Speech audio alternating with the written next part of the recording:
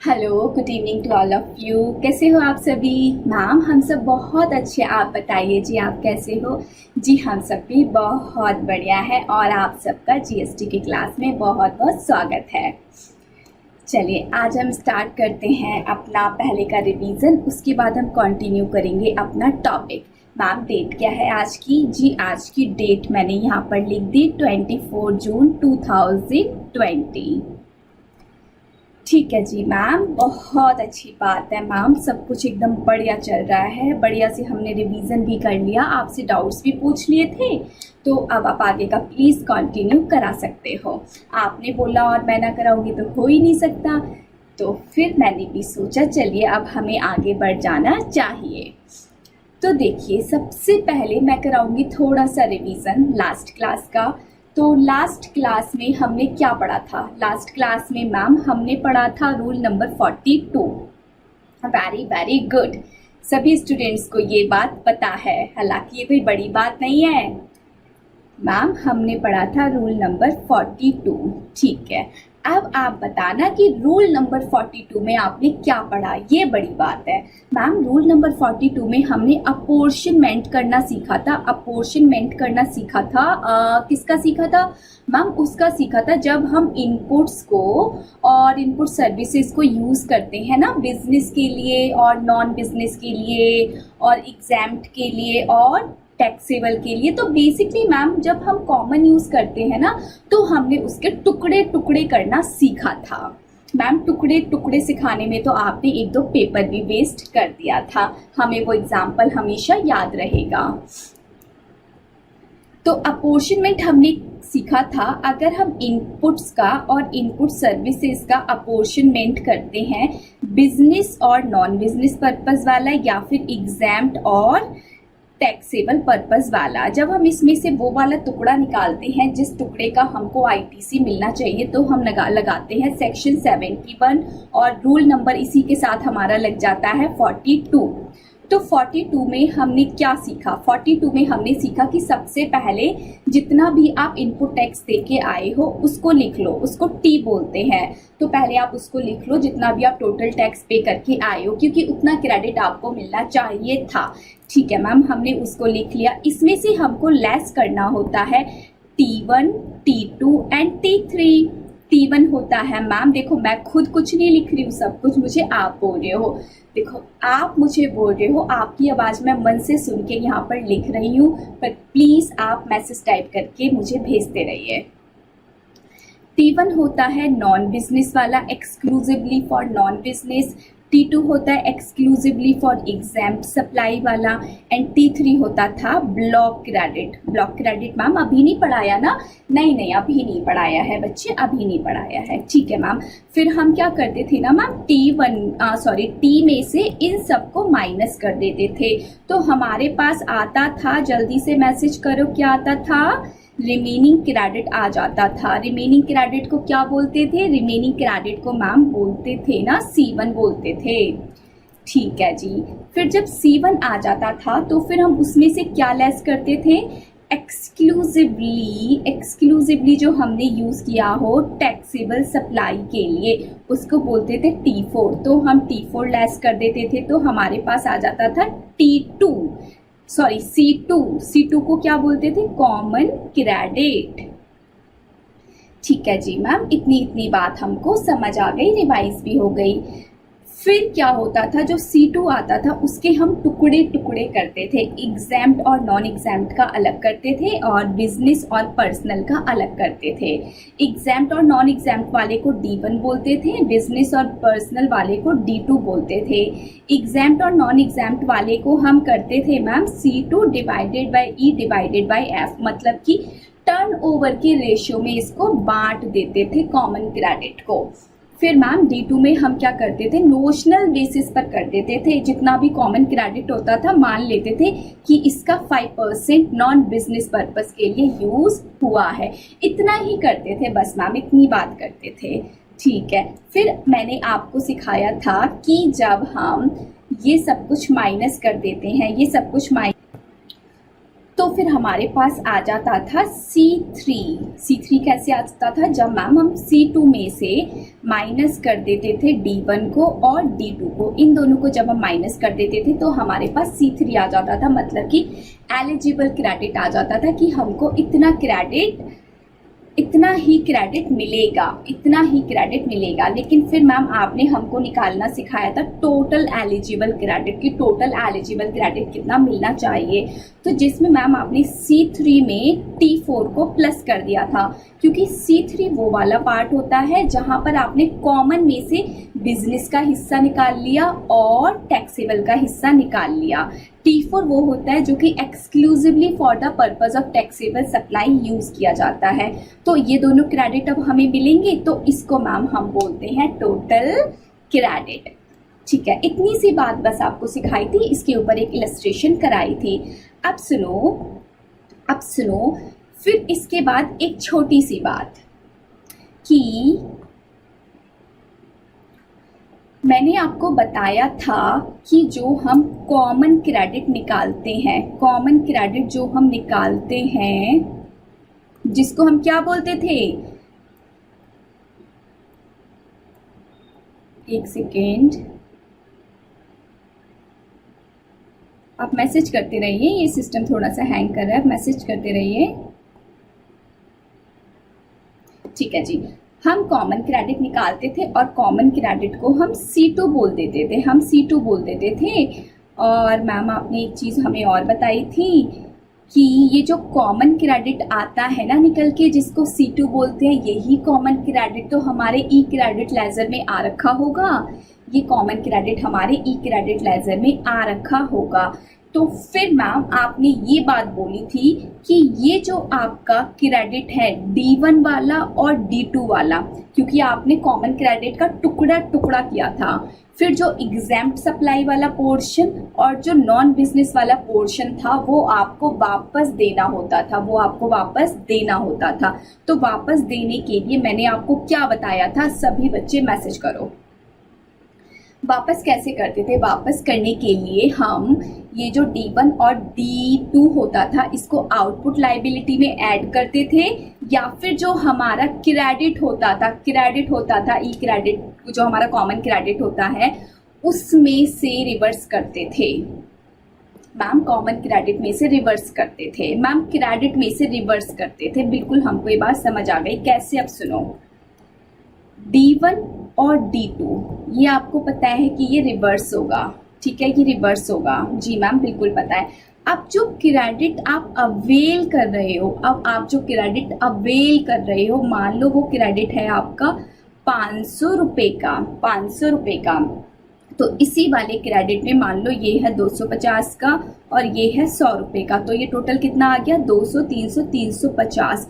तो ये जो होता था हमारा 500 रुपए का, ये होता था हमारा ग्रॉस क्रेडिट। अब इस क्रेडिट में से हम क्या माइनस कर देंगे? D1 और D2 वाला क्रेडिट कितना है? 350। तो हमारे पास क्या आ जाएगा? नेट क्रेडिट कितना आ जाएगा? 150 रुपए। तो बेसिकली ये आपके काम की इतनी चीज़ नहीं है, आपको सिर्फ क्वेश्चन सॉल्व करना आना चाहिए। इसमें तो बस मैं आपको ये बता रही हूँ कि रिवर्सल कैसे होगा, जो कि आपको बताया था कि रिवर्सल करने के लिए आप कभी भी आउटपुट लायबिलिटी में टैक्स ऐड नहीं करोगे, आप अपना जो क्रेडिट होता है उसको कम करोगे और फिर जो बचा कुचा क्रेडिट होगा आप उसको अवेल करोगे। मैम इतनी बात समझ आ गई, बट थोड़ा सा एग्जाम्पल दे दोगे तो थोड़ा सा ज़्यादा क्लैरिटी आ जाएगा हमको, आपको नहीं लगता क्या ऐसा? जी मुझे तो बिल्कुल लगता है। चलिए तो फिर एक एग्जाम्पल समझते हैं। एग्जाम्पल पे आइए।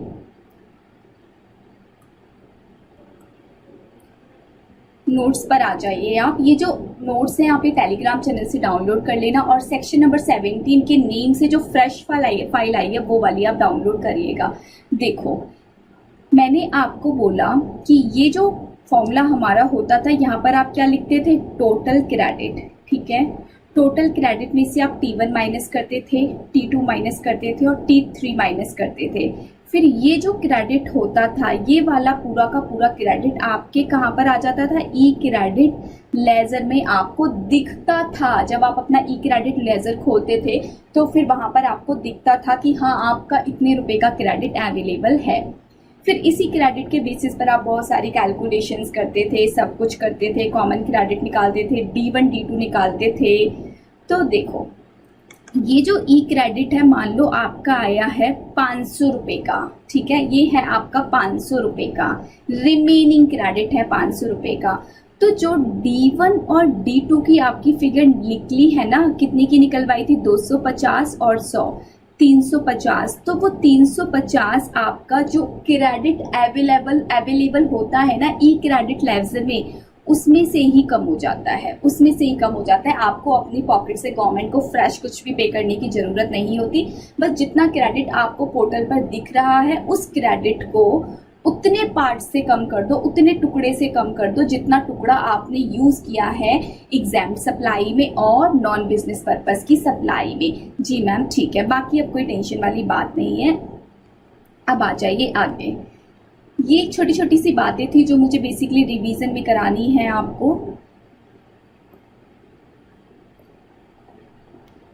इतनी बात आप सबने की थी, उसके बाद अब थोड़ी सी फ्रेश बातें सुनो। ये सब आपने ऑलरेडी कर रखा था, अब फ्रेश बातें। फ्रेश बात में मैंने आपको सिखाया था कि आपको टर्नओवर का रेशियो लगाना होता है। किसका रेशियो लगाना होता है, टर्नओवर का रेशियो। टर्नओवर के रेशियो में आप एग्जाम्ड सप्लाई और नॉन एग्जाम्ड सप्लाई के टुकड़े टुकड़े कर देते हो। तो आप कैसे लगाते हो ratio, E divided by F. E का मतलब क्या होता है, एग्जाम्ड सप्लाई की टर्नओवर, एग्जाम्ड सप्लाई की टर्नओवर। और एफ का मतलब क्या होता है, टोटल टर्नओवर, टोटल टर्नओवर। ठीक है मैम, टोटल टर्नओवर होता है, हमको बात समझ आ गई। इसका मतलब क्या हुआ, एग्जाम्ड प्लस टैक्सेबल। ठीक है जी। अच्छा देखो, ये जिस मंथ का आप आईटीसी के टुकड़े टुकड़े करने के लिए कैलकुलेशन कर रहे हो ना, उसी मंथ की टर्नओवर का रेशियो आप लगाओगे। सपोज आप अप्रैल के मंथ की कंप्यूटेशन कर रहे हो, अप्रैल के मंथ का जो आपका आईटीसी है उसका टुकड़ा टुकड़ा कर रहे हो, तो आप जो टर्नओवर का रेशियो लोगे ये कौन सा लोगे, अप्रैल के मंथ का ही लोगे। अब क्वेश्चन आ सकता है बच्चों के माइंड में कि मैम अप्रैल की टर्नओवर हुई ही नहीं, हमारे पास अवेलेबल ही नहीं है। तो इस मंथ की अगर टर्नओवर आपके पास नहीं है तो इससे पहले वाले पीरियड की देख लो जिसकी भी आपके पास अवेलेबल है, और उसी रेशियो में यहाँ पर इस क्रेडिट को बांट दो। ठीक है, ये तो एक छोटी सी बात थी। आ जाइए नोट्स में दिखा देती हूँ, नोट्स में भी लिखी है। देखो ये देखो, यहाँ पर एक स्टार लगा हुआ है ये टर्नओवर वाले फॉर्मूले के ऊपर। इस स्टार को मैंने नीचे डिफाइन कर रखा है। If turnover is not available,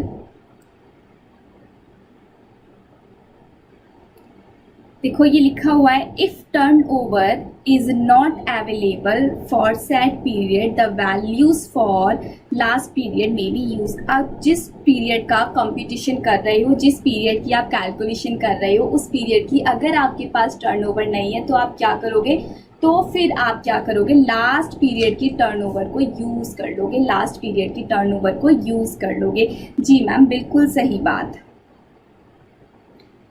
एक बात और यहाँ पर लिखी है टर्नओवर के बारे में, उसको देखो। ये जो टर्नओवर है एग्जाम्ड सप्लाई और टर्नओवर, टोटल टर्नओवर, इसमें जितने भी जीएसटी वाले टैक्सेस होते हैं वो सब टैक्सेस ऑलरेडी इंक्लूड होंगे, ठीक है। लेकिन जो आपके टैक्सेस होते हैं central excise duty, state excise duty या फिर वैट, वो इस टर्नओवर का पार्ट नहीं बनेंगे। दैट मीन्स मान लो कोई गुड्स है 1000 रुपये का, ये 1000 रुपये का गुड्स है, इस 1000 रुपये पर टैक्स लगा हुआ है मान लो 50 रुपये का सेंट्रल एक्साइज ड्यूटी, तो वैल्यू कितनी आएगी 1050 रुपये। लेकिन अगर आप इसको टर्नओवर का पार्ट बनाओगे तो आप सिर्फ 1000 रुपये ही टर्नओवर में डालोगे, 1050 रुपये आप टर्नओवर में नहीं डालोगे। तो यही बात यहाँ लिखी हुई है। टीओ का मतलब होता है टर्नओवर, मैं शॉर्टकट में लिख देती हूँ turnover. Turnover of exempt supply and taxable supply shall not include central state sales tax and central state excise duty. ये क्या होता है मैम, ये कब लगती है? देखो ये जो ड्यूटीज़ वगैरह, ये जो टैक्सेस लगते हैं बेसिकली ये लगते हैं 5 पेट्रोलियम प्रोडक्ट्स पे लगते हैं, तंबाकू पे लगते हैं और alcoholic liquor for human consumption पर आज भी यही वाले पुराने टैक्सेस लगते हैं। और आप जानते हो इस वाले चैप्टर में हमने ये जो नॉन अल्कोहलिक लीकर वाले जो प्रोडक्ट्स हैं जो नॉन टैक्सेबल में आ जाते हैं, 5 पेट्रो प्रोडक्ट्स हैं, इन सबको हम एग्जाम सप्लाई की डेफिनेशन में डालते हैं। तो हम इनकी वैल्यू को एग्जाम सप्लाई की डेफिनेशन में डालेंगे, लेकिन इनके ऊपर जो टैक्सेस के कंपोनेंट लगे हुए हैं उन टैक्सेस के कंपोनेंट को एक्सक्लूड कर देंगे। ठीक है जी, बात समझ आती है जी आपको? जी मैम, हमको बिल्कुल बात समझ आ गई जी, क्योंकि इसमें कुछ है नहीं, ये बस अब रेलिवेंट टॉप पॉइंट्स हैं जो कि मैं ख़त्म कर रही हूँ आपके साथ डिस्कस कर करके।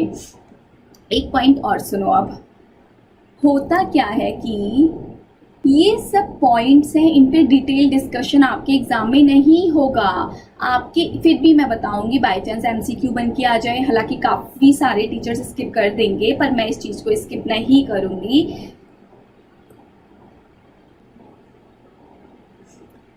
ठीक है, तो हम इस चीज़ को स्किप नहीं करेंगे। हाँ, फाइनल लेवल पे बहुत इंपॉर्टेंट हो जाता है सीए एंड सीएमए बहुत स्टूडेंट्स के लिए, बट अभी भी हमको थोड़ा थोड़ा पता होना चाहिए। अब देखो हुआ क्या, मैंने आपको बोला सपोज आपका अप्रैल का मंथ है, आपको अप्रैल की मंथ की रिटर्न भरनी है, तो आप अप्रैल के मंथ का क्या करोगे, कंप्यूटेशन करोगे और कंप्यूटेशन करके अपना जीएसटी का कितना क्रेडिट आपको मिलना चाहिए उतना क्रेडिट निकाल लोगे और जितने का रिवर्सल बनता है उतने का रिवर्सल कर दोगे। सिमिलरली अप्रैल के बाद मई का मंथ आएगा, मई के मंथ में भी आप कैलकुलेशन करोगे, मई के मंथ में जितना क्रेडिट बनता है उतना आप ले लोगे, बाकी के क्रेडिट का आप रिवर्सल कर दोगे। मई के बाद जून आएगा, जुलाई आएगा, अगस्त आएगा, सितंबर आएगा, ऐसे करके पूरे साल में हर मंथ आप कंप्यूटेशन करते जाओगे और हर मंथ आपका जितना आईटीसी बनेगा उतना आईटीसी आप ले लोगे, बाकी के आईटीसी का आप हर मंथ रिवर्सल करते चले जाओगे। तो बेसिकली आप हर मंथ क्या कर रहे हो, कैलकुलेशन कर रहे हो आईटीसी को अवेल करने की। जी यस मैम, हम कर रहे हैं, लेकिन लॉ मेकर ने एक चीज़ और लिखी है कि देखो जैसे आपका जो ईयर होता है वो अप्रैल में शुरू होके कब खत्म हो जाता है, मार्च में खत्म हो जाता है जी। ओके जी मैम, जो हमारा ईयर होता है ना वो अप्रैल में शुरू होके मार्च में खत्म हो जाता है, तो हमको हर मंथ कंप्यूटेशन करनी होती है। जी बिल्कुल करनी होती है, क्योंकि जो रिटर्न होती है वो हर मंथ जाती है, तो हर मंथ जितना आईटीसी बनता है वो रिटर्न में अवेल करते हो।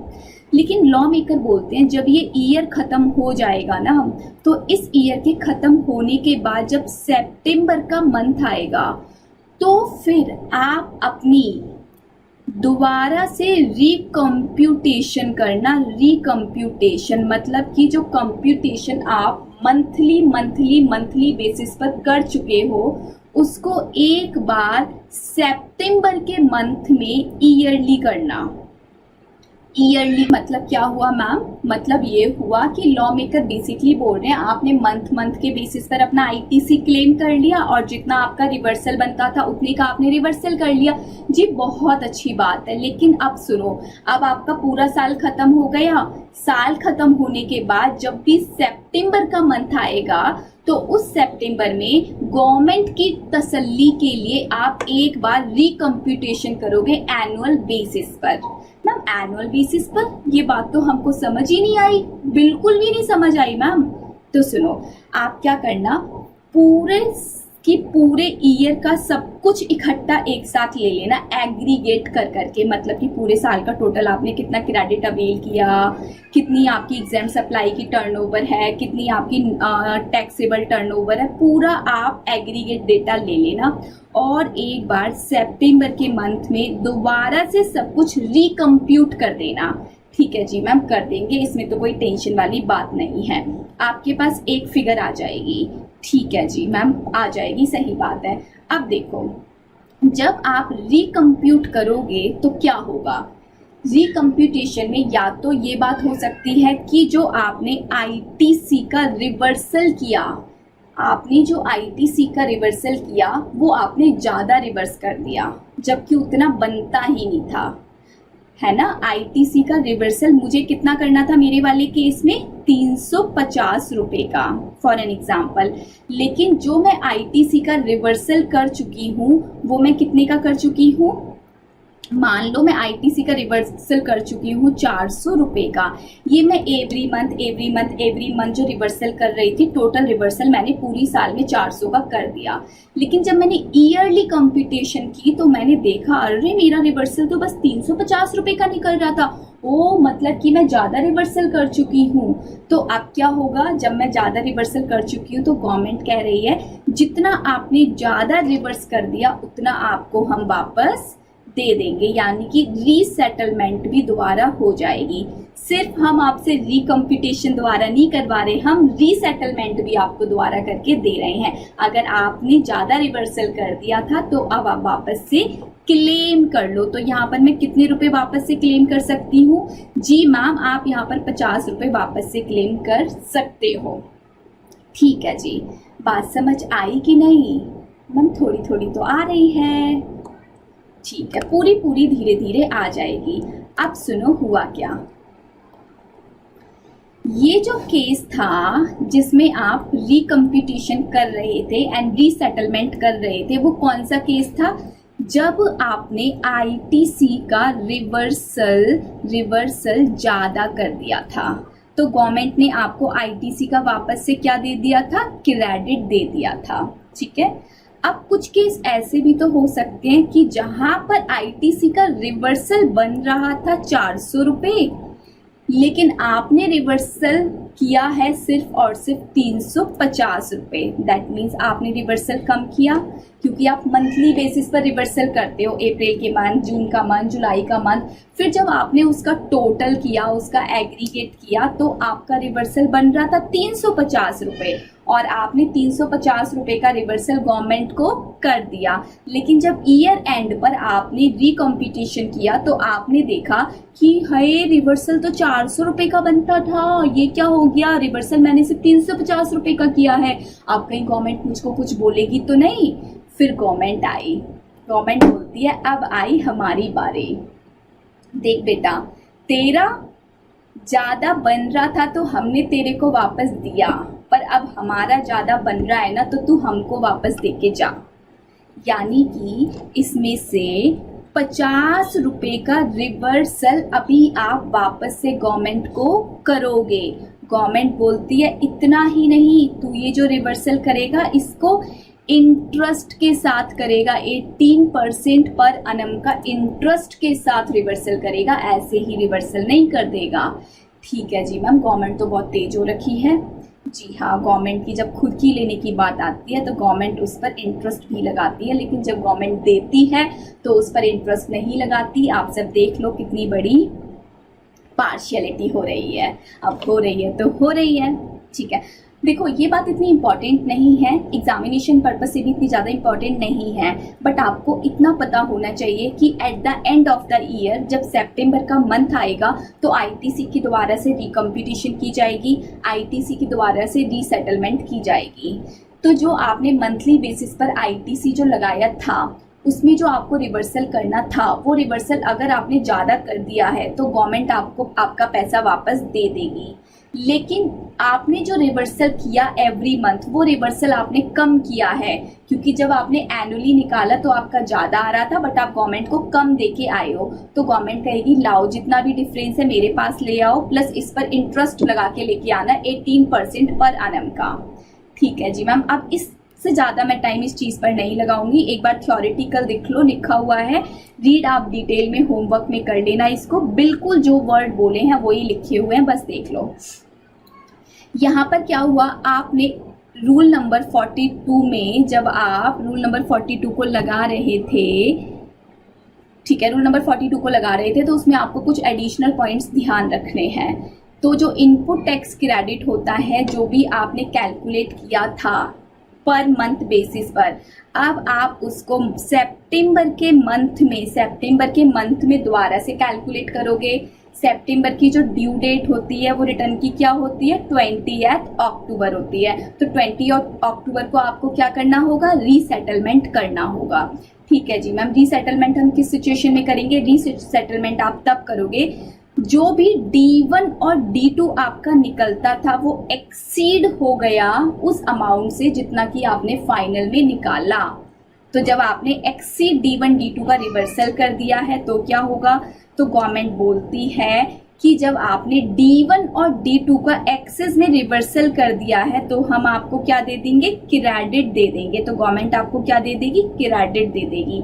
लेकिन दूसरा वाला केस क्या है कि अगर आपने जो फाइनल टैक्स निकाला उसमें जो आपका क्रेडिट का रिवर्सल बनता था वो ज़्यादा है rather than D1 and D2 से, ठीक है। तो इस केस में क्या होगा? गवर्नमेंट बोलती है कि अब तू हमको और रिवर्सल करेगा, विद इंटरेस्ट करेगा 18%। तो यहाँ पर लिखा होगा ये इंटरेस्ट 18% से किया जाएगा।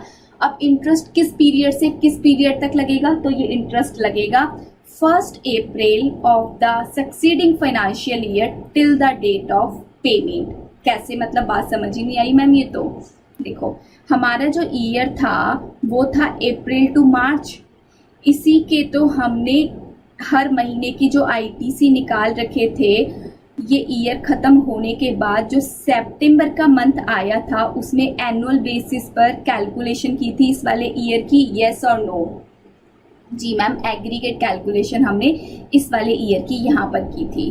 तो ये जो ITC हम रिवर्स करेंगे कब करेंगे? 20 अक्टूबर इसकी लास्ट डेट होगी। ठीक है जी मैम, आप बिल्कुल सही बोल रहे हो। तो ये ईयर कब खत्म हुआ? मार्च में। इसके बाद कौन सा मंथ आएगा? अप्रैल। तो अप्रैल से लेके जिस दिन तक आप रिवर्सल करोगे उस पूरे पीरियड में लगेगा 18% का इंटरेस्ट। ठीक है जी, बात समझ आई कि नहीं आई? जी मैम, बात समझ आ गई। इसको एक बार होमवर्क में कंप्लीट कर लेना, हालांकि बहुत ज़्यादा इंपॉर्टेंट नहीं है, स्टिल मैंने करा दिया है और आपको दिया भी है। बस एक बार लास्ट टाइम इसकी समरी सुन लो। समरी क्या है कि आपको रूल नंबर 42 में सबसे पहले मंथली कैलकुलेशन करनी होती है। मंथली कैलकुलेशन करनी होती है अप्रैल की, मई की, जून की, जुलाई की, अगस्त की, इस तरह से मार्च तक की आपको कैलकुलेशन मंथली करनी होती है। ठीक है जी। जब आप मंथली बेसिस पर कैलकुलेशन करते हो तो मंथ के ITC आप अवेल करते हो और अगर रिवर्सल बनता है तो आप रिवर्सल भी कर देते हो। तो जब ये ईयर पूरा ख़त्म हो जाता है तो इसके बाद जो सितंबर का मंथ आता है उस सितंबर के मंथ में आप एनुअल बेसिस पर रिकम्प्यूटेशन करते हो, एनुअल बेसिस पर रीसेटलमेंट करते हो। ठीक है जी मैम, इतनी बात समझ आ गई। अब जब आप रिकम्प्यूटेशन कर रहे हो तो उस केस में मान लो जो आपने ITC का रिवर्सल किया था गवर्नमेंट को, जो D1 और D2 का रिवर्सल गवर्नमेंट को आपने किया था वो आपने ज़्यादा कर दिया, तो गवर्नमेंट कहती है कोई दिक्कत नहीं है, हमसे क्रेडिट ले जा। लेकिन अगर आपने कम किया है तो गवर्नमेंट कहती है फिर भी कोई दिक्कत नहीं है, हमको तू आके वापस पैसा दे जा, प्लस 18% का इंटरेस्ट भी दे जा। अब ये इंटरेस्ट कहाँ से कहाँ तक लगेगा? तो जब ये ईयर खत्म हुआ होगा, इसके बाद अप्रैल का मंथ आया होगा, अप्रैल के मंथ से लेके जिस दिन आपने ये रिवर्सल की, जिस दिन आपने ये वापस से पैसा गवर्नमेंट को दिया, उस दिन तक की डेट पर लगेगा ये 18% पर एनम का इंटरेस्ट। ठीक है जी मैम, अब आप आगे बढ़ जाइए। अब हमको बात पक्के से समझ आ गई है। अब आइए आप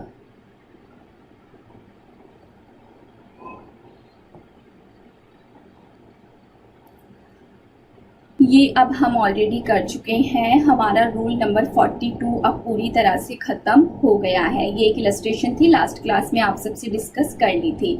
अब आज हम करेंगे रूल नंबर 42 जो कि अपने आप में बहुत इम्पॉर्टेंट है, बहुत ही ज़्यादा इम्पॉर्टेंट है। उसको ध्यान से करेंगे और मेरे साथ सभी बोलेंगे एक बार जय माता दी। चलिए आ जाइए रूल नंबर 43 पर।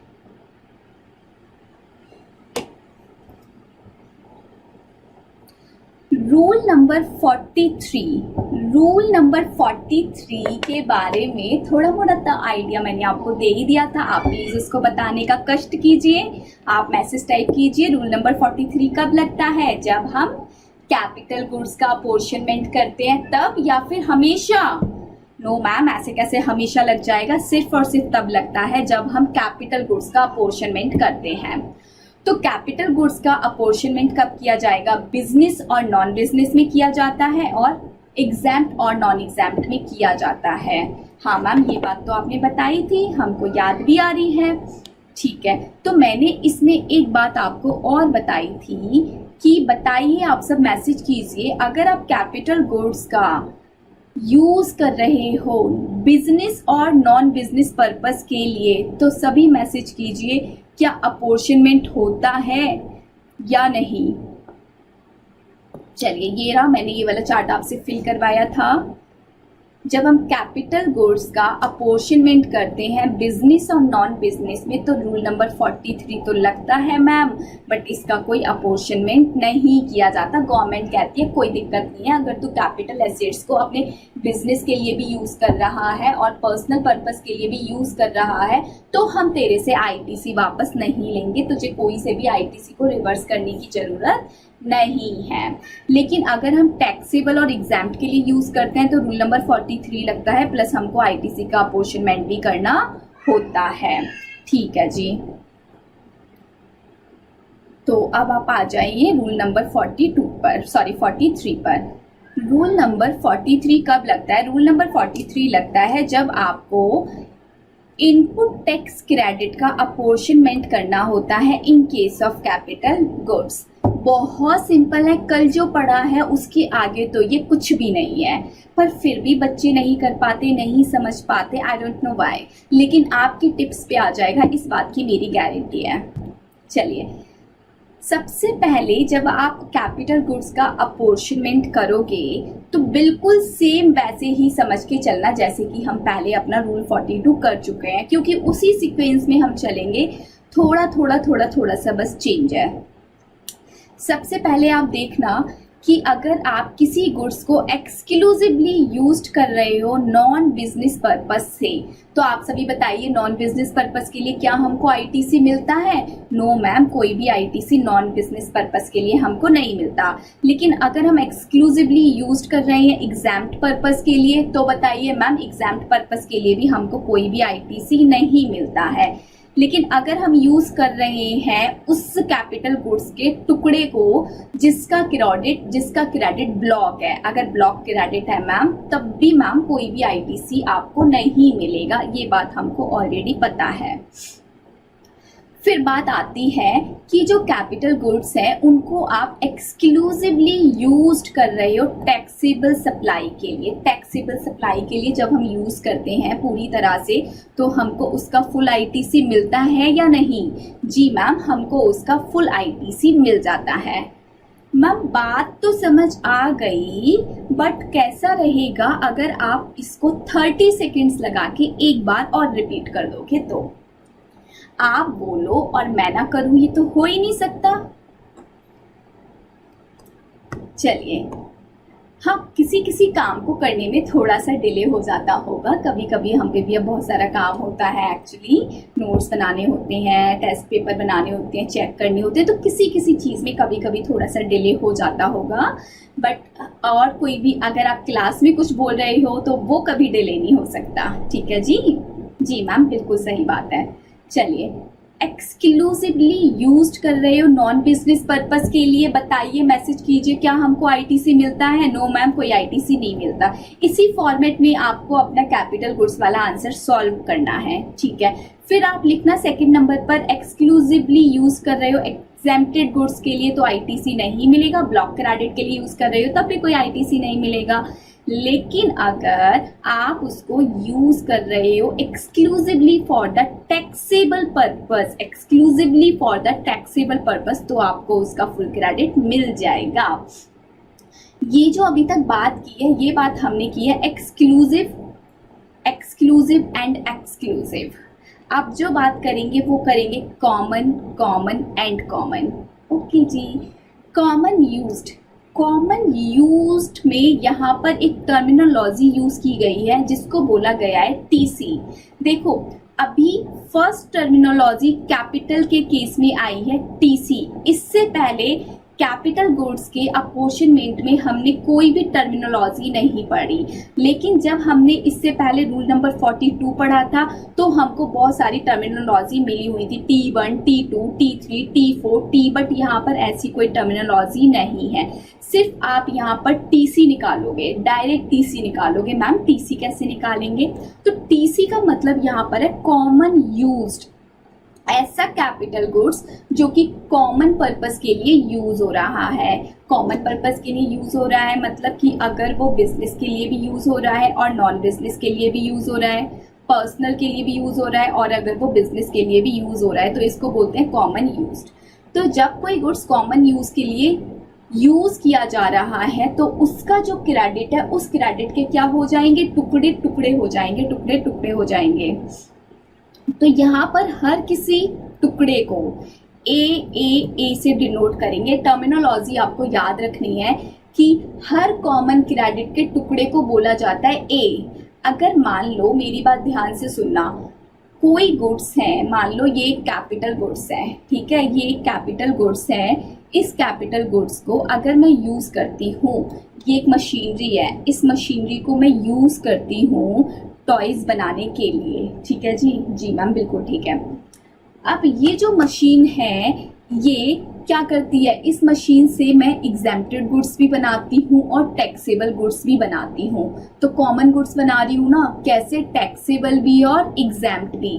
तो देखो, अगर आप मशीन से टैक्सेबल भी बना रहे हो और एग्जेम्प्ट भी बना रहे हो तो उसको भी ए बोलेंगे क्योंकि ये कॉमन यूज हो रहा है। फिर देखो, अगर आप इसी मशीन से बिजनेस के गुड्स भी बना रहे हो और पर्सनल के गुड्स भी बना रहे हो तब भी उसको ए बोला जाएगा, ठीक है। अभी सिर्फ दो बातों पर कॉन्सेंट्रेट करेंगे, दो, ये नीचे की दो बातें अभी भूल जाओ, बस दो बातें मेरे साथ समझो कि कॉमन आईटीसी हम यहाँ पर निकालेंगे कैसे। कॉमन आईटीसी कैसे निकालेंगे? कॉमन आईटीसी एग्रीगेशन ऑफ ए होता है। तो मैम ए क्या होता है? ए होता है पर्टिकुलर टुकड़ा। अगर मान लो कोई मशीन बिजनेस और नॉन बिजनेस में यूज हो रही है तो वो कॉमन यूज हो रही है बिजनेस और नॉन बिजनेस में, तो उसको भी हम ए बोलेंगे। लेकिन वो ही मशीन यूज हो रही है बिजनेस और नॉन बिजनेस में, मतलब तो वही है।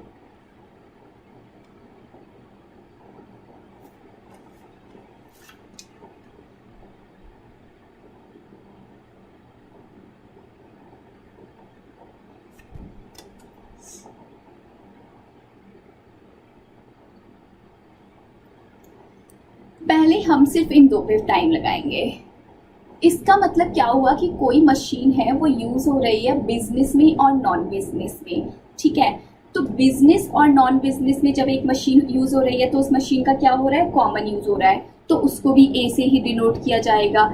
फिर कोई मशीन या फिर सेम मशीन यूज हो रही है बिजनेस में या फिर पर्सनल पर्पस में, तो उसको भी डिफरेंट ए से ही डिनोट किया जाएगा। मतलब ए से ही हम कॉमन यूज को यहाँ पर डिनोट करेंगे।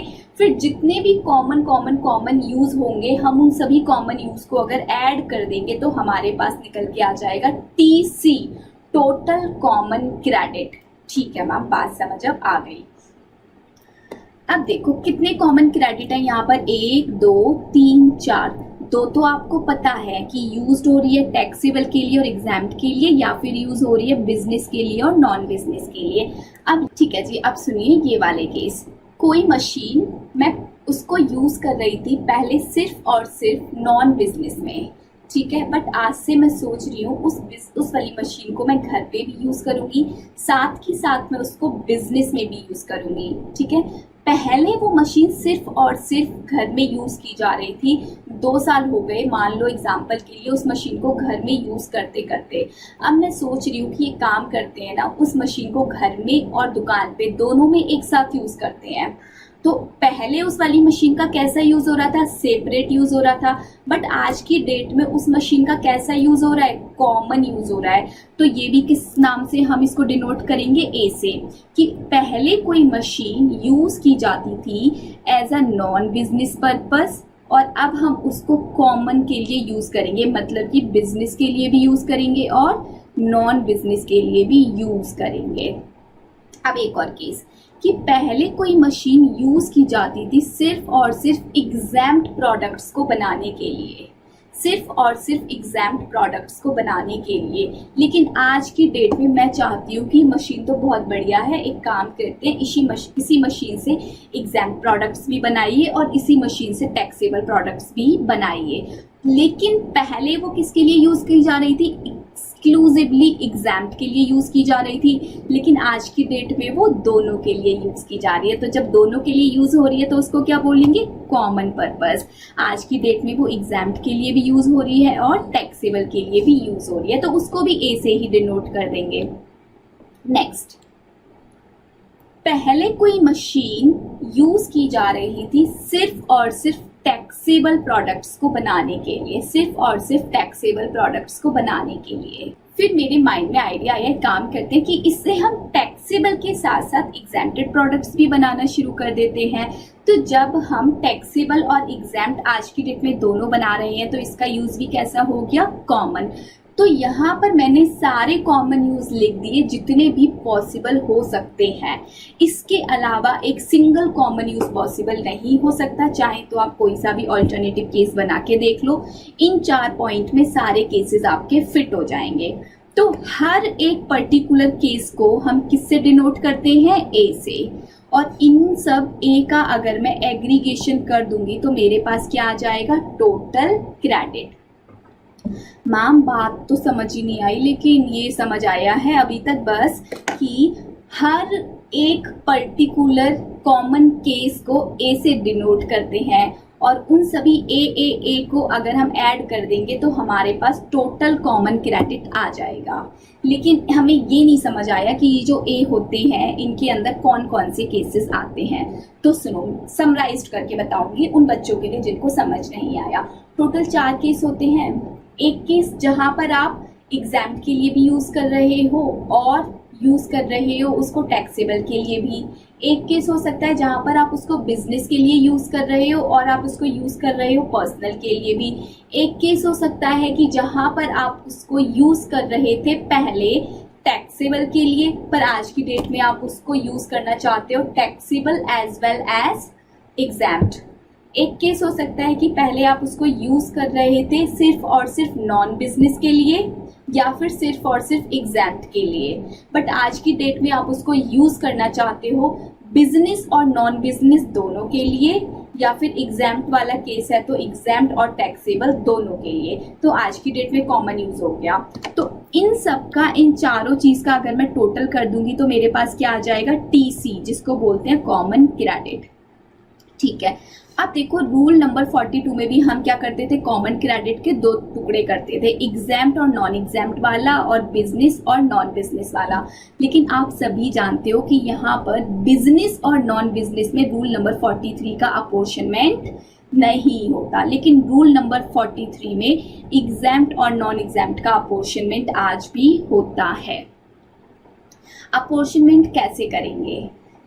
तो देखो यहाँ पर हमने जो टीसी निकाला था, टीसी का क्या मतलब था? Common credit. कॉमन क्रेडिट कैसे आया था? हर एक ट्रांजैक्शन का कॉमन क्रेडिट हमने ऐड कर लिया था, हर एक ट्रांजैक्शन का ए फॉर एप्पल हमने ऐड कर लिया था, तो हमारे पास क्या आ गया था? Common credit. ठीक है, अब मेरी बात सुनो, आपके पास जो टोटल कॉमन क्रेडिट आया है, लॉ मेकर बोलते हैं हम आपको एक ही बार में सारा का सारा क्रेडिट दे रहे हैं। ठीक है, आप एक काम करो, आज के दिन जिस दिन आपने मशीन परचेज की उसके बाद आप इसका क्रेडिट अवेल करना चाहते हो? जी हाँ, करना चाहते हैं।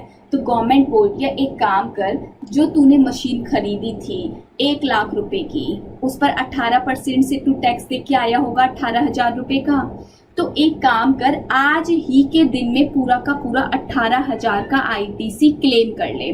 आज ही के दिन हम तेरे को पूरे के पूरे 18,000 का आईटीसी दे रहे हैं। हमने कहा ठीक है, ये तो बहुत अच्छी बात है, इसमें टेंशन क्या है। हम तो खुश हो गए, मैं तो बहुत खुश हो गई कि चलो गवर्नमेंट ने बहुत बढ़िया किया, आज ही के दिन मेरे को पूरा का पूरा आईटीसी दे दिया। गवर्नमेंट बोलती है देखो जी, ज्यादा खुश होने की जरूरत नहीं है, हमने पूरा आईटीसी आपको दे तो दिया है, बट अब आप धीरे धीरे धीरे धीरे हर मंथ आईटीसी का क्या करोगे, रिवर्सल करोगे। हर मंथ धीरे धीरे आईटीसी का आपको रिवर्सल करना होगा। सपोज करो ये जो एसेट थी जो कि आपने खरीदी थी 1 लाख रुपए की, ठीक है, उस 1 लाख रुपए पर आप कितना जीएसटी भर के आए थे? गवर्नमेंट बोल रही है बताओ जी आप कितना जीएसटी भर के आए थे? मैंने बोला गवर्नमेंट को सर मैं तो जीएसटी 18,000 रुपए का भर के आई थी। तो गवर्नमेंट ने मुझे बोला देखो कंचन जी आपने 18,000 रुपए का आईटीसी पूरा क्लेम कर लिया है एक ही बार में। मैंने कहा हाँ कर तो लिया है। तो गवर्नमेंट बोलती है ये जो एसेट है इसको आप बिजनेस के लिए भी यूज कर रहे थे, नॉन बिजनेस के लिए भी यूज कर रहे थे, एग्जाम्प्ट के लिए भी यूज कर रहे थे और नॉन एग्जाम्प्ट के लिए भी यूज कर रहे थे। मैंने कहा हाँ ये बात भी आपकी बिल्कुल सही है, मैं ये जो 1 लाख रुपए की मशीन लाई हूँ ना इसको कॉमन यूज कर रही हूँ। सरकार जी गवर्नमेंट जी आप बिल्कुल सही बोल रहे हो, मैं किसी पर्टिकुलर चीज में यूज नहीं कर रही, मैं तो कॉमन यूज कर रही हूँ, मैं सच बोल रही हूँ बिल्कुल। गवर्नमेंट बोलती है तो सुनो ये जो बिजनेस और नॉन बिजनेस में आप यूज कर रहे हो और एग्जाम्प्ट और नॉन एग्जाम्प्ट में यूज कर रहे हो, हम बिजनेस और नॉन बिजनेस वाले पार्ट का आपसे आईटीसी छीनने में इंटरेस्टेड नहीं है, लेकिन जो आप ये कॉमन यूज कर रहे हो ना एग्जाम्प्ट और नॉन एग्जाम्प्ट में, हम इसका प्रोपोर्शनेट आईटीसी आपसे निकलवाएंगे और हर मंथ आपको बोलेंगे कि इतना पैसा हर मंथ आप हमको वापस दो। मैंने कहा ठीक है जी गवर्नमेंट आप बात तो सही बोल रहे हो, जब मैं 18,000 रुपए का पूरा एसेट यूज ही नहीं कर रही टैक्सेबल सप्लाई के लिए तो आप 18,000 रुपए का मुझे क्रेडिट क्यों दोगे? नहीं दोगे ना। तो गवर्नमेंट ने कहा जी बिल्कुल भी नहीं देंगे, इसीलिए हम इसके छोटे छोटे टुकड़े बना देंगे बहुत सारे और हर मंथ हम आपसे एक एक टुकड़ा वापस लेते रहेंगे। देखो आप पे भी हम एक साथ बर्डन नहीं डाल रहे, हमको छोटा टुकड़ा जो कि आपका एग्जेम्प्टेड वाले पार्ट से रिलेटेड हो वो हर महीने आउटपुट लाइबिलिटी में ऐड करके वापस दे देना। बहुत बड़ी बात बोल गई हूँ एक ही लाइन में, आउटपुट लाइबिलिटी में ऐड करके वापस दे देना। लेकिन आप सब जानते हो रूल नंबर 42 में हम आउटपुट लाइबिलिटी में ऐड नहीं कर रहे थे, हम तो वहां पर जो हमारा क्रेडिट ई क्रेडिट लेजर में अवेलेबल था वहीं से रिड्यूस कर देते थे और जो बचा कुचा क्रेडिट होता था वो अवेल करते थे। बट यहाँ पर गवर्नमेंट कह रही है लो कंचन जी आप पूरा का पूरा आईटीसी एक ही बार में ले लो, लेकिन जो एग्जेम्प्ट सप्लाई का जो टुकड़ा है ना वो हमको थोड़ा करके वापस दे दो। अब बच्चों के माइंड में क्वेश्चन आया कि मैम थोड़ा करके क्यों वापस दे रहे हैं, एक ही बार में क्यों वापस नहीं कर दे रहे? तो देखो ये कैपिटल एसेट है, कैपिटल एसेट एक ही दिन में पूरी यूज नहीं हो जाती, वो थोड़ी करके ही तो यूज होती है। तो गवर्नमेंट ने बोला थोड़ा करके ही आईटीसी आप दे देना, ठीक है। तो गवर्नमेंट जीएसटी लॉ में हमेशा याद रखना एक एसेट की लाइफ 5 ईयर मानती है। 5 ईयर बोले तो 60 मंथ हो गए, ठीक है। तो गवर्नमेंट ने कहा ये जो आपका कॉमन क्रेडिट है 18,000 रुपए का, इसको 60 से डिवाइड करो, इस कॉमन क्रेडिट को 60 से डिवाइड करके जो एवरी मंथ का आपका जो आएगा क्रेडिट उसको बोलेंगे हम TM, common ITC for uh tax period, ठीक है। एक पर्टिकुलर टैक्स पीरियड का निकल के आ गया, जी हाँ आ गया, एक मंथ का निकल के आ गया। टोटल कॉमन क्रेडिट को अगर मैंने 60 मंथ से डिवाइड कर दिया तो मेरे पास एक मंथ का कॉमन क्रेडिट आ गया, जी हाँ, उसको बोला जाएगा TM, ठीक है। अब पहले इतनी सी बात सुनो कि ये क्या हुआ क्या? कुछ बच्चों को तो पल्ले ही नहीं पड़ा। मैम बात तो आप सच्ची समझ गए, हमको तो एक्चुअल में पल्ले कुछ भी नहीं पड़ा था। आप ये क्या बता गए, सच्ची बोल रहे हैं मैम, रूल नंबर 43 तो आप बोल रहे थे बहुत ही ईजी है और ये तो हमारी बैंड बजा रहा है, हमको ऐसा लग रहा है। सच्ची में बहुत ईजी है, सच्ची मुच्ची में। अभी एग्जाम्पल करेंगे फिर देखना। इजी है कि नहीं है। देखो, सबसे पहले मैंने क्या किया, सबसे पहले मैंने ये देखा कि मेरे पास कितने कॉमन क्रेडिट हैं, कितने कॉमन क्रेडिट हैं। जितने भी कॉमन क्रेडिट थे उन सबको मैंने क्या नाम दिया, जल्दी से मैसेज करो। मैम सभी कॉमन क्रेडिट को आपने ए नाम दिया और मैंने क्या किया, उनका टोटल कर दिया और टोटल करने के बाद उन कॉमन क्रेडिट को क्या बोला गया, टीसी, यानी कि टोटल कॉमन क्रेडिट। ठीक है मैम, इतना तो हमने निकाल लिया था।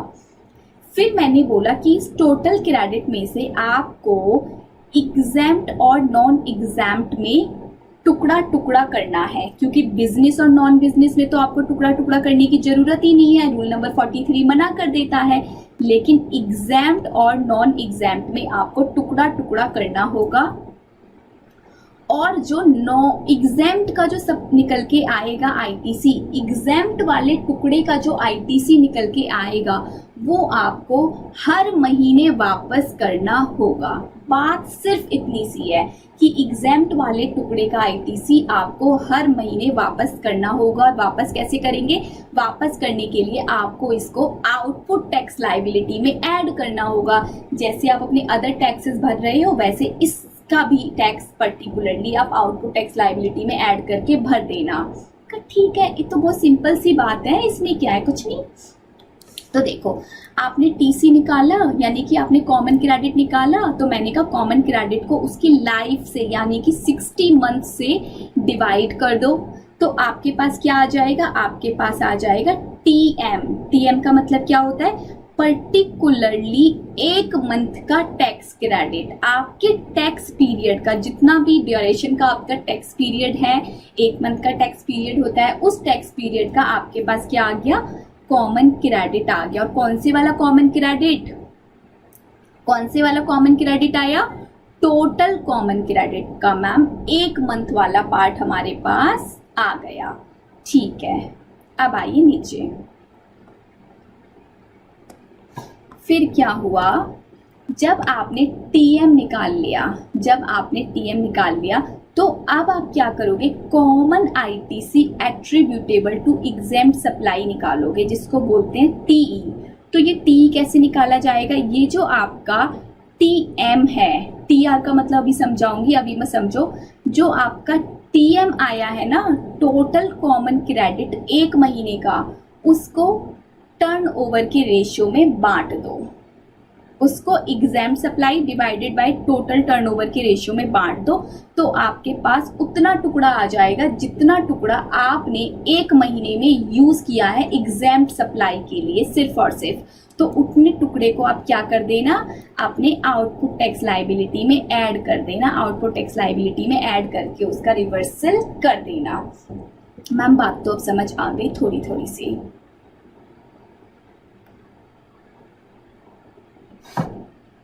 अगर बात समझ आ गई है तो मुझको कुछ आंसर्स चाहिए। मैं भी तो देखूं ना कितनी बात समझ आई है, कितनी देर में आपको बात समझ आई है। नहीं आई होगी तो और एफर्ट्स लगाएंगे, उसमें क्या टेंशन है। तो सबसे पहले आपको पता होता है कि हम सभी कॉमन क्रेडिट को क्या करते हैं, ऐड कर लेते हैं। कॉमन क्रेडिट को जल्दी से बताओ हम किस नाम से डिनोट करते हैं। मैम इसको ए से डिनोट करते हैं। सभी कॉमन क्रेडिट का अगर मैं टोटल कर दूं तो मेरे पास क्या आ जाता है, मैम टीसी आ जाता है। टीसी का मतलब क्या होता है, टीसी का मतलब बताइए मैम। टीसी का मतलब होता है टोटल कॉमन क्रेडिट। ठीक है जी, अब इस टोटल कॉमन क्रेडिट में से मुझे क्या करना है, एग्जैम्प्ट वाली सप्लाई का क्रेडिट रिवर्स करना है। नॉन बिजनेस का तो मैं रिवर्स करूंगी नहीं क्योंकि रूल 42 मना करता है। मुझे सिर्फ और सिर्फ एग्जैम्प्ट वाली सप्लाई का क्रेडिट रिवर्स करना है। तो इसलिए मैं क्या करूंगी, जो मेरा टोटल कॉमन क्रेडिट आया है उसको मैं 60 से डिवाइड कर दूंगी। जी यस कर दोगे तो मेरे पास क्या आएगा, टीएम। और टीएम को क्या बोलते हैं, टीएम को बोलते हैं टैक्स पीरियड का क्रेडिट, टैक्स पीरियड का कॉमन क्रेडिट। फिर उसके बाद क्या करो, जब आपके पास एक सिंगल महीने का कॉमन क्रेडिट पता लग गया ना, तो आप क्या करो, आप निकाल दो, एक सेकेंड, ये थोड़ा सा हैंग हो रहा है, ठीक है। तो अब आप क्या करो, टी ई निकाल दो, टी ई निकाल दो, टी ई निकाल दो। अब इसको कैसे निकालोगे, इसको निकालने के लिए मैंने बोला टी आर, टी आर का मतलब समझ लो टी है, मैं भी समझाऊंगी कि क्या डिफरेंस है। T R divided by F into E, यानी कि मैम जो आपका कॉमन क्रेडिट था ना, कॉमन क्रेडिट था 1 मंथ का, उसको आपने एग्जाम सप्लाई और एग्जाम सप्लाई और टोटल टर्नओवर के रेशियो में बांट दिया। ये 1 मंथ की उठाई होगी मैंने, जी यस, सेम मंथ की टर्नओवर के रेशियो में मैंने इसको बांट दिया, तो मेरे पास उतना टुकड़ा निकल आया जितने टुकड़े का मेरे को क्या करना है, रिवर्सल करना है। और यही तो मेरा आंसर बनेगा, क्योंकि इतने टुकड़े का मुझे हर महीने रिवर्सल करना होगा, हर महीने रिवर्सल करना होगा, ठीक है। मैम ये टी आर क्या था, देखो टी आर कुछ नहीं है, T R is the aggregation of T M. मैंने तो आपको 1 मंथ का केस कराया है ना, आपके एग्जाम में भी 1 ही मंथ का आएगा, आईपीसी लेवल पे, इंटरमीडिएट लेवल पे, सीएमए में और आईपीसीसी में, इनमें हमेशा 1 मंथ का ही आपसे पूछा जाएगा। स्टिल मैं फिर भी थोड़ा सा हिंट दूंगी। आप पे जितने भी टीएम निकल के आ गए हैं, जितने भी टीएम आपके पास निकल के आ गए हैं, उन सभी टीएम को आप क्या करोगे, ऐड कर दो। जैसे कि मशीन है आपके पास, मशीन जो कि आपने अप्रैल में खरीदी थी, उसका टीएम भी आपके पास होगा। फिर मशीन आपके पास एक मशीन बी है जो कि आपने कब खरीदी थी, अप्रैल में ही खरीदी थी, उसका भी टीएम होगा, ठीक है। फिर आपने एक मशीन खरीदी थी जून में, तो उसका भी आपके पास टीएम होगा। तो जब आप एक कॉमन क्रेडिट निकालोगे एग्जेम्प्टेड वाले पार्ट का, तो इन सभी टीएम को क्या कर देना, एग्रीगेट कर देना, और एग्रीगेट करने के बाद उसके ऊपर क्या लगा देना, टर्नओवर का फॉर्मूला लगा देना। मैम अभी तक ना सब कुछ पक्का पक्का समझ आ रहा था और आ भी गया था, लेकिन जैसे ही आपने ये टीआर और टीएम की बात बोली ना, सब कुछ ओवरहेड हो गया। सच्ची बोल रहे हैं एकदम। अच्छा करते हो जो कि मेरे को बता देते हो, अभी नहीं बताओगे तो ICAI और ICMAI एग्जाम में आपको बता देगा, तो इसलिए बताते रहा कीजिए।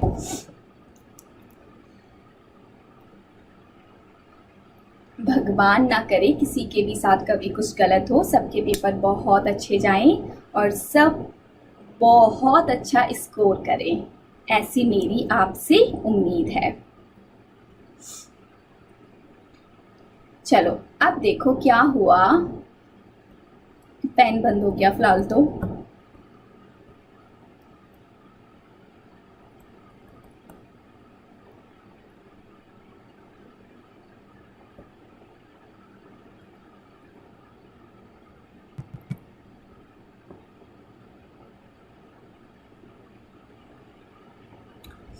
सुनो, ये पेन में कोई इशू आ गया है। ये इशू अभी पहले भी आया था 2-3 दिन पहले, जब आपकी 2 दिन क्लास भी नहीं हो पाई थी, ठीक भी कराया इसको।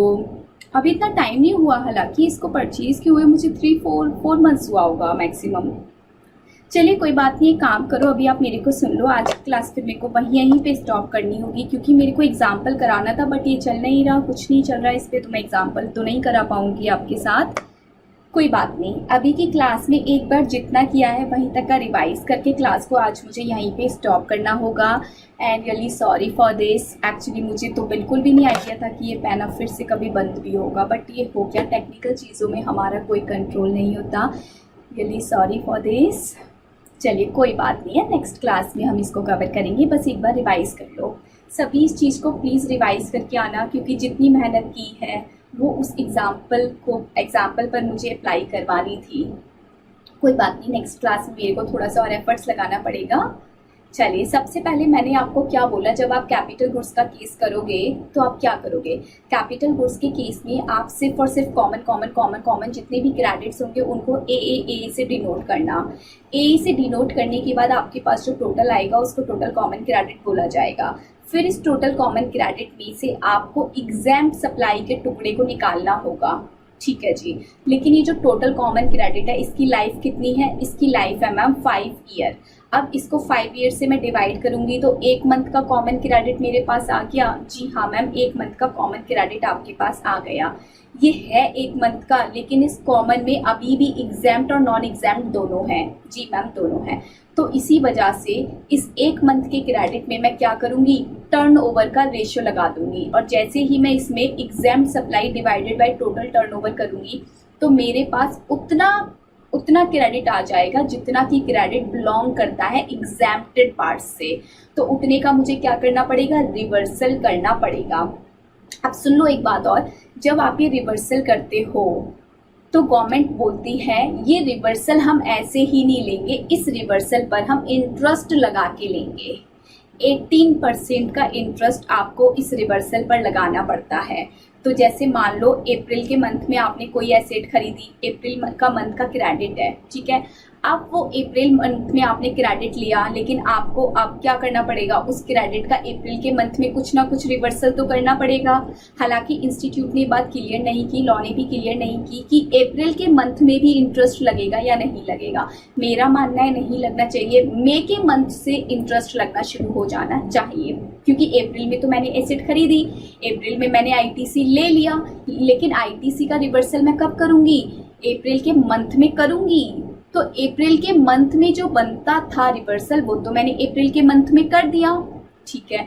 अब जो मैं मई के मंथ में रिवर्सल कर रही हूँ उस पर मेरा इंटरेस्ट लगेगा 18% का। हालांकि कब लगेगा कब नहीं लगेगा इस चीज पर आप इतना माइंड मत लगाइएगा, आपको इतना ध्यान नहीं देना है। आप बस ये याद रखिएगा कि जब भी रिवर्सल होगा तब 18% का इंटरेस्ट लगेगा। इस बात के ऊपर प्रैक्टिकल कोई क्वेश्चन आपके एग्जाम में नहीं आएगा, क्योंकि ये प्रोविजन क्लियर कट अभी बुक में नहीं है। बस ये लिखा हुआ है कि 18% का इंटरेस्ट लगेगा, ठीक है जी मैम, कोई टेंशन वाली बात नहीं है। अब एक बात और सुन लीजिए, ये जो टीआर और टीएम का लफड़ा है ये क्या है। जैसे कि क्या होता है, जो टीएम है वो क्या है, total common credit divided by 60। आपके पास 1 मंथ का क्रेडिट आ गया, ठीक है। ये क्रेडिट मान लो ये पर्टिकुलर 1 मंथ का है, ठीक है। एसेट ए का है, अब कोई एसेट बी होगी उसका भी टीएम निकल के आएगा, एसेट सी होगी उसका भी टीएम निकल के आएगा। तो जब आप सभी एसेट्स के टीएम को ऐड कर दोगे तो उसको बोला जाता है टीआर, ठीक है जी। सभी एसेट्स के टीएम को ऐड कर दोगे तो उसको बोला जाता है टीआर। फिर हमारे पास टीआर आ गया, अगर कोई एक एसेट्स है तो टीएम पर ही आप टर्नओवर का रेशियो लगा दो, अगर बहुत सारी एसेट्स हैं तो सभी के टीएम को ऐड करके टीआर बना दो, फिर उस पर टर्नओवर का रेशियो लगा दो और आपके पास एग्जैम्प्टेड सप्लाई का निकल के आ जाएगा। एग्जैम्प्टेड सप्लाई का जितना क्रेडिट होगा उसका आपको रिवर्सल करना होगा, विद इंटरेस्ट करना होगा। इंटरेस्ट लगेगा 18% पर एनम का। और अब इसी के साथ आपकी क्लास यहीं पर खत्म होती है, समाप्त होती है। Bye bye, take care. ये पेन एक बार मैं और देख लूँ, जी नहीं ये पेन अभी भी नहीं चला, तो आज की क्लास हम यहीं पे ओवर करते हैं। Bye bye, take care.